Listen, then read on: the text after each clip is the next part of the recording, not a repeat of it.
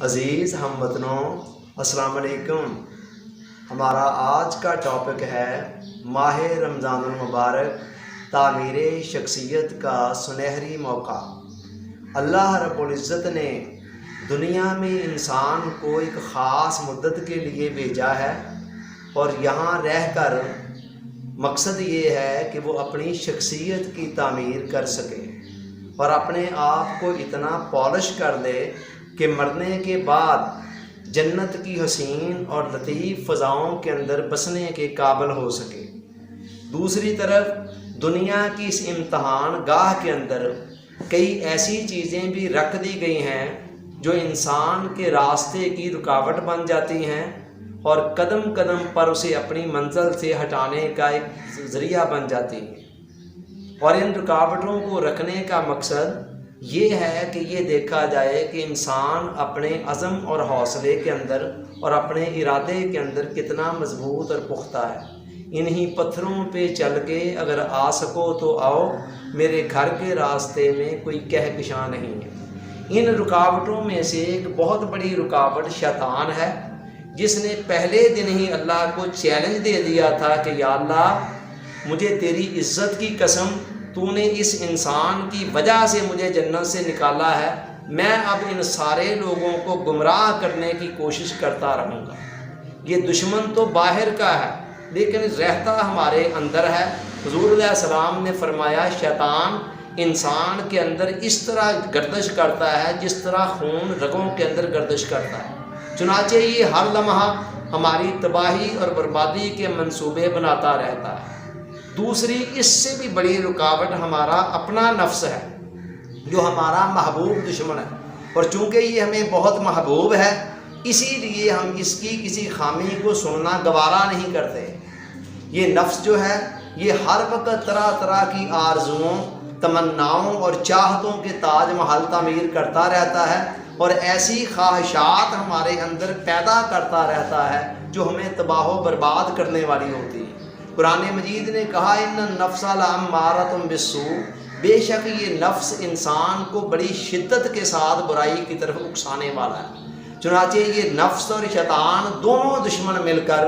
ہماری تباہی اور بربادی کے منصوبے بناتے رہتے ہیں، اور اکثر و بیشتر بڑی حد تک ان میں کامیاب بھی ہو جاتے ہیں۔ اب ماہ رمضان المبارک میں کیا ہوتا ہے، اللہ تعالیٰ شیطان کو باندھ دیتے ہیں، مطلب یہ کہ اس کی وسوسہ اندازیوں کو محدود کر دیتے ہیں۔ جس طرح بقیہ 11 مہینوں کے اندر وہ آزاد ہوتا ہے ہمیں راہ راست سے ہٹانے کے لیے، اس طرح کی آزادی اس کی اس ماہ کے اندر برقرار نہیں رہ پاتی، اس کو سلب کر دیا جاتا ہے یا پھر محدود کر دیا جاتا ہے۔ اور جہاں تک دوسرے دشمن کا تعلق ہے انسان کے نفس کا، تو نفس کی بے شمار خواہشات، مگر ان تمام خواہشات میں سے سب سے بڑی خواہش جہاں سے دوسری خواہشات جنم لیتی ہیں اور تقویت پاتی ہے، وہ کھانے پینے کی خواہش۔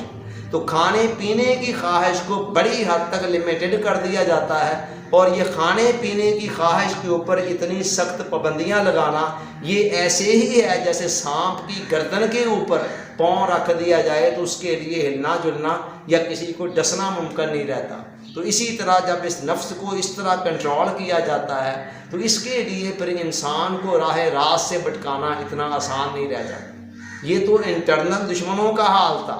باہر کے ماحول کے اندر بھی اللہ تعالیٰ ایسی کیفیات پیدا کر دیتے ہیں اور ماحول کو اتنا سازگار کر دیتے ہیں کہ ایک عام آدمی کے لیے بھی نیکی کی راہ پر چلنا بہت آسان ہو جاتا ہے۔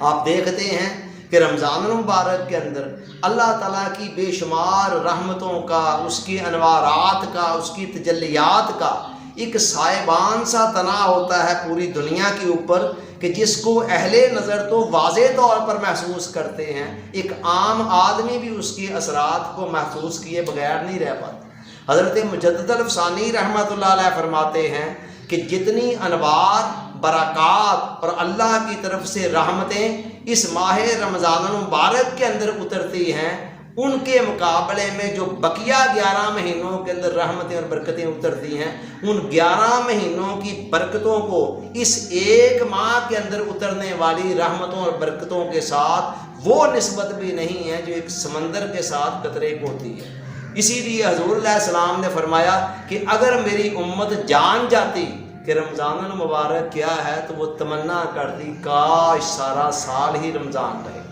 اب رمضان المبارک اور دیگر مہینوں کا فرق کیا ہے، میں اس کو چند مادی مثالوں کے ذریعے سے سمجھانے جا رہا ہوں تاکہ بات کو سمجھنا آسان ہو جائے۔ پہلی مثال پر غور کریں، موسم بہار کے اندر، آج کل بہار کا موسم ابھی گزر رہا ہے نا، ہم دیکھتے ہیں کہ زمین کے اندر رویدگی کی صلاحیت بہت زیادہ بڑھ جاتی ہے، جس کے نتیجے میں ہر طرف سبزہ نظر آتا ہے، ہریالی نظر آتی ہے، لہلہاتی ہوئی فصلیں نظر آتی ہیں، پھول کھلتے ہوئے نظر آتے ہیں، درختوں کی جو شاخیں سوکھ چکی ہوتی ہیں ان کے اندر بھی نئے پتے نکلنے شروع ہو جاتے ہیں۔ اب یہ کیا ہے؟ یہ موسم بہار کے اثرات ہیں۔ جس طرح اس مادی دنیا کے اندر یہ موسم بہار ہے، اسی طرح آپ ماہ رمضان المبارک کو نیکیوں کے حوالے سے فصل بہار کا درجہ دے سکتے ہیں کہ یہ نیکیوں کی فصل کو اگانے کے لیے موسم بہار کی حیثیت رکھتا ہے۔ یہی وجہ ہے ہم دیکھتے ہیں کہ بڑے بڑے گناہ گار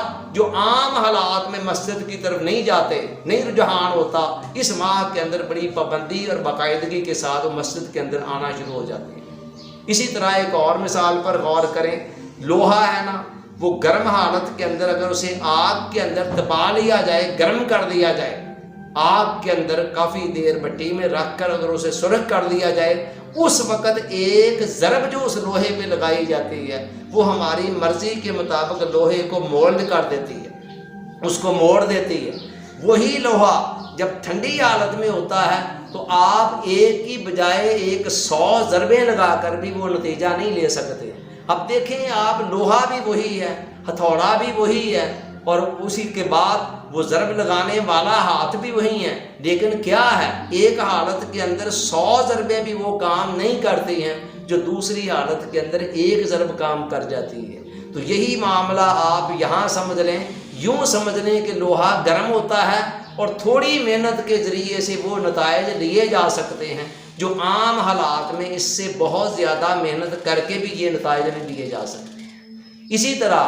آپ ایک اور مثال پر غور کریں، ہمارے ہاں سیل لگتی ہے، عام طور پر کمپنیاں اور مختلف ادارے اپنے زائد سٹاک کو نکالنے کے لیے سال میں کسی ایک منتھ کے اندر سیل لگاتے ہیں، اور عام طور پر وہ کہتے ہیں کہ 11 مہینے ساڈے اور 1 مہینہ تہاڈا۔ مطلب یہ ہوتا ہے کہ اب اس 1 مہینے کے اندر ہم آپ کو بہت کنسیشن دے رہے ہیں، اور عام طور پر ہوتا کیا ہے کہ 100 والی چیز وہ 50 کی دے دیتے ہیں، 50% ڈسکاؤنٹ، اور لوگ بھاگم بھاگ اس کو خریدنے چلے آتے ہیں۔ اب جس طرح یہ ایک سیل ہے، اسی طرح اس مہینے کو اللہ کی طرف سے آپ سیل کا مہینہ سمجھ لیں۔ فرق اتنا ہے کہ جو بندوں نے سیل لگانی ہوتی ہے وہ اپنے ظرف کے مطابق لگانی ہوتی ہے، اور جو سیل اللہ نے لگانی ہے اس نے اپنے ظرف کے مطابق لگانی ہے۔ چنانچہ بندوں کی سیل تو میکسیمم 50% تک جاتی ہے کہ 1 روپے کی چیز ہے، پہلے 1 آتی ہے تو آپ اس مہینے کے اندر 1 کی 2 آ جائے گی، اور اللہ کی سیل جو ہے نا وہ اس کی شان کے مطابق ہے، وہ 70 گنا زیادہ ہو جاتی ہے کہ اللہ کہتا ہے کہ اس 1 مہینے کے اندر جو 1 فرض ادا کرے گا تو میں اس کو 70 فرضوں کے برابر شمار کرتا ہوں۔ ایسے ہی ہمارے ہاں ایک اور مثال پر غور کریں، بعض سیزنل کام ہوتے ہیں کہ سیزن کے اندر سال میں 1 مہینہ یا 2 مہینے کام کرنا ہوتا ہے، اور اس 1-2 مہینے کام کے نتیجے کے اندر پورے سال کا رزق انسان کما لیتا ہے۔ اس ماہ مبارک کو بھی آپ یہی سمجھ لیں کہ یہ بھی ایک ایسا سیزن ہے کہ حضور علیہ السلام نے فرمایا من سالمہ لہ رمضان سالمت لہ السنہ، جس کا رمضان المبارک خیریت سے سلامتی سے گزر گیا وہ سمجھ لے کہ اس کا اگلا آنے والا پورا سال سلامتی سے گزر گیا۔ گویا ماہ رمضان المبارک کے 1 مہینے کا سلامتی سے گزر جانا اس بات کی ضمانت بن جاتا ہے کہ انسان کا آنے والا پورا سال سلامتی والا بن جائے۔ یہ سارے کے سارا اہتمام کیوں کیا جاتا ہے؟ اس لیے کیا جاتا ہے کہ وہ بندہ جو اپنے خالق اور مالک سے منہ موڑ کر دنیا کی محبتوں کے اندر غرق ہو چکا ہے اور نفس اور شیطان کے ہاتھوں میں کھلونا بنا ہوا ہے، اسے یہ موقع مل جائے کہ وہ پلٹ کر اپنے رب کی طرف لوٹ سکے اور اپنی کھوئی ہوئی جنت کو دوبارہ پانے کے قابل بن سکے۔ مگر یاد رکھیے، مواقعوں سے فائدہ اٹھانے کے لیے یہ بہت ضروری ہوتا ہے کہ انسان مواقع کی اہمیت کو بھی سمجھتا ہو اور ان کے آنے سے پہلے مکمل طور پر تیار بیٹھا ہو۔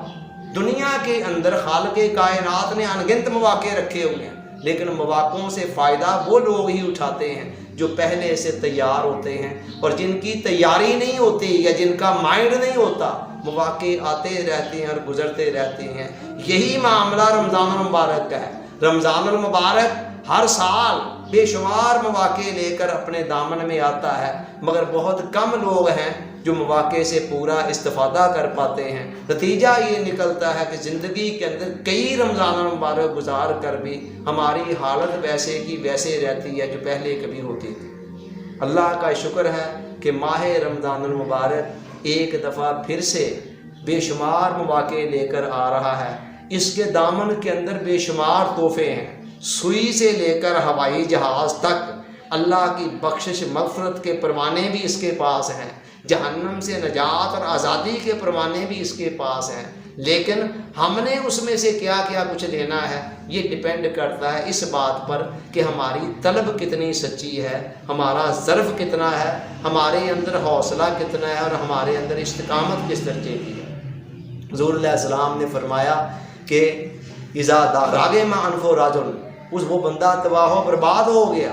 من داخل علیہ رمضان، جس کے اوپر زندگی کے اندر رمضان آیا، ثم انسلخ، اور پھر آ کر چلا گیا، ولم یغفر لہ، اور اس کی بخشش نہ ہو سکی۔ گویا رمضان المبارک جب آتا ہے تو یہ ہمیں ایک دوراہے پر کھڑا کر دیتا ہے، جس کے ایک طرف جنت ہے اور دوسری طرف جہنم ہے، ایک طرف کامیابی ہے اور دوسری طرف ناکامی ہے۔ ان دو آپشن میں سے ہم نے کسی ایک آپشن کو ضرور لینا ہوتا ہے۔ اگر ہم جنت والی راستوں پر نہیں چلتے ہیں، کامیابی والے راستے پہ نہیں چلتے ہیں، پھر ناکامی والے راستہ ایٹومیٹکلی ہمارا مقدر بن جاتا ہے۔